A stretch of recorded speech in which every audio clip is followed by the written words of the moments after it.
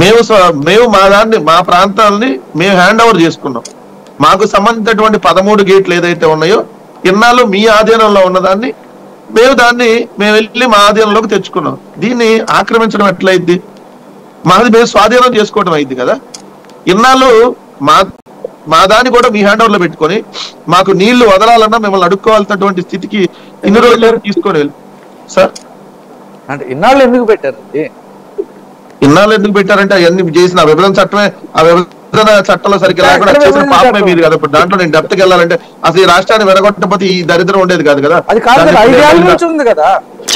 Sir, ఆ రాష్ట్రాన్ని అడ్డగోలుగా వెడగొట్టి దాన్ని ఒక చట్టంలో పెట్టి ఇదిగో ఇది మీది, దీన్ని హ్యాండ్ ఓవర్ చేసుకోవడం లేకుండా ఇప్పుడు ఏదో తాత్కాలికంగా సర్దుబాట్లు అని రోజు ఈ పంచాయతీ ఎందుకు? నేను ఒక నిమిషం మాట్లాడలేదు.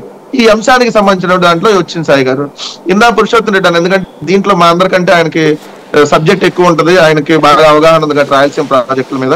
అసలు శ్రీశైలం ప్రాజెక్ట్ లో ఇప్పుడు మేము దోచుకోవడానికి ఎట్లుంది? అసలు ఓన్లీ శ్రీశైలం నుంచే కదా మనకు నీళ్లు రావాలంటే ఆంధ్రప్రదేశ్ కి. శ్రీశైలం తర్వాత నాగార్జున సాగర్, తర్వాత పులిచెంతల, తర్వాత ప్రకాశం బ్యారెట్ సముద్రం, ఇంకా ఆప్షన్ లేదు కదా కృష్ణా వాటర్ కి సంబంధించి. శ్రీశైలంలో అంతకుముందు ఉన్నటువంటి పోతిరెడ్డిపాడి హెడ్ రెగ్యులేటర్ ఎన్ని కిలోమీటర్ల దూరంలో ఉంది? ప్రాజెక్టు దాదాపు 12 కిలోమీటర్ల దూరంలో పోతిరెడ్డిపాడి హెడ్ రెగ్యులేటర్ ఉంది. దాన్ని 880 అడుగులు వస్తే తప్ప పూర్తి స్థాయి సామర్థ్యాన్ని తీసుకెళ్ళడానికి కుదరదు. 880 అడుగులు ఎప్పుడు వస్తుంది? వరదలు వచ్చేది. సంవత్సరానికి వరదలు ఎన్నిసార్లు వస్తాయి? ఏకబిక్ వస్తే ఒకసారి 2 సార్లు వస్తే ఎక్కువ. అంటే 5 సంవత్సరాల్లో 5 వేలు 10 సార్లు వచ్చినా కూడా ఎక్కువ వరదలు. మిగిలినంతా కరువే కదా.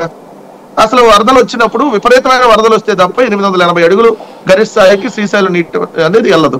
885 అడుగులు నీటి మట్టం. దానికి 880 అడుగులు దాటితేనే పోతిరెడ్డిపాడు ద్వారా మీరు అన్నట్టుగా పూర్తి స్థాయిలో మనం తరలించుకోవడానికి 44,000 క్యూసెక్లు మీరు అన్నట్టుగా తరలించుకోవడానికి అవకాశం ఉండదు, తీసుకెళ్ళడానికి అవకాశం ఉంటుంది. కానీ తెలంగాణ ప్రభుత్వం వచ్చిన తర్వాత 790 అడుగులు ఉన్నప్పుడే వాళ్ళు పాలమూరు, రంగారెడ్డి, దిండి మిగిలిన ఎత్తిపోతల పథకాలకి వాళ్ళు నీళ్లు తీసుకొని వెళ్తా ఉన్నారు. అదే విధంగా నీరు కిందకి ఎప్పుడు వదలాలి? నాగార్జున సాగర్కి ఎప్పుడు వదలాలి? ఆంధ్రప్రదేశ్ రాష్ట్రానికి అవసరం ఉన్నప్పుడు వాళ్ళు విద్యుత్ ఉత్పత్తి చేసుకొని వదలాలి. కానీ వాళ్ళు ఆంధ్రప్రదేశ్ రాష్ట్రానికి అవసరం లేనప్పుడు, ఇక్కడ మనకి వాటర్ ఉన్నప్పుడు, వర్షాలు వస్తున్నప్పుడు వాళ్ళు కాళేశ్వరానికి తీసుకెళ్లడం కోసం అవసరం లేని టైంలో కూడా విద్యుత్ ఉత్పత్తి చేసి మనకు రావాల్సినటువంటి వాటాను ఇన్నాళ్ళు ఎత్తుకెళ్ళింది ఇదే టిఆర్ఎస్ అలియాస్ బీఆర్ఎస్ ప్రభుత్వమే కదా. మరి ఆ రోజు కాంగ్రెస్ పార్టీ అరే ఆంధ్రప్రదేశ్ రాష్ట్ర ప్రయోజనాలు మనకు ముఖ్యం, అరే తెలంగాణ ప్రయోజనాలు ముఖ్యం, మన భారత జాతీయ కాంగ్రెస్ అని చెప్పి ఎవరికి గుర్తు రాలేదా? పోతిరెడ్డిపాడు హెడ్ రెగ్యులేటర్ సామర్థ్యం 44,000 క్యూసెక్లు ఉంచి అలానే అక్కడ కాలువల సామర్థ్యాన్ని విస్తరించాలి, అదేవిధంగా రాయలసీమ ఎత్తిపోతల పథకాన్ని చేయాలని చెప్పి జగన్మోహన్ రెడ్డి గారు తలపిస్తే తెలంగాణ బీజేపీ ఏమో ఎట్టెట్ట అసలు మా తెలంగాణకు అన్యాయం జరుగుతుంది, ఆంధ్ర బీజేపీ ఏమో వెల్కమ్.